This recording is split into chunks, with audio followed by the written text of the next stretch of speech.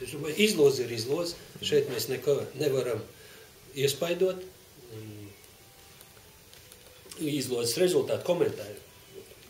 No stiprākā groza mums ir tikusi Rumānija.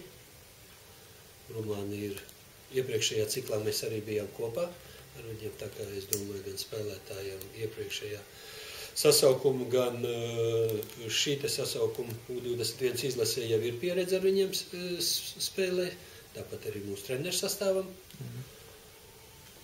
Skaidrs, ka atkal būtu interesanti priekš mūsu līdzjutējiem redzēt kādu Vācijas komandu, jeb Itālijas, jeb Anglijas, bet izloze ir izloze atkal.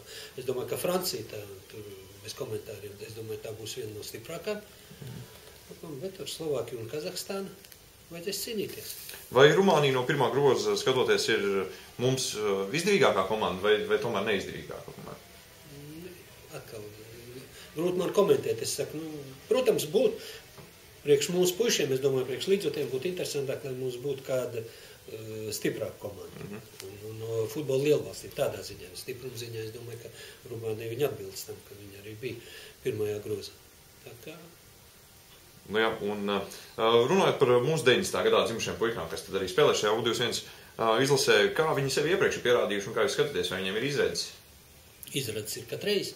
Es domāju, ka arī no iepriekšējās, kur mums bija 88. gada izlase, kur bija spēlētāji, kas jau tagad mums kandidē nacionālā izlasē, es domāju, tāpat arī mums būs laba skola šiem te puišiem. Es negribu nevienu pat izcelt un nevienu tur komentēt nevienu no spēlētājiem, bet viņi visi spēlē mūsu virslīgas klubos, tāpat arī spēlē ārzemju klubos. Es domāju, tā būs viņiem pieredze un viņiem pašiem atkarīgs no viņas, cik ātri viņi varēs iekļauties nacionālā izlasē. Tas ir priekš viņiem tas tā kā tramplīns, tā kā pārējais. Tātad šīs te pretinieku komandas būs viņiem tā kā laba skola iepriekš nacionālā. Viennozīmīgi. Es domāju, ka viņi visi ir izgājuši U17, U19 izlases. Tagad visi, kas spēlēs, būs U21.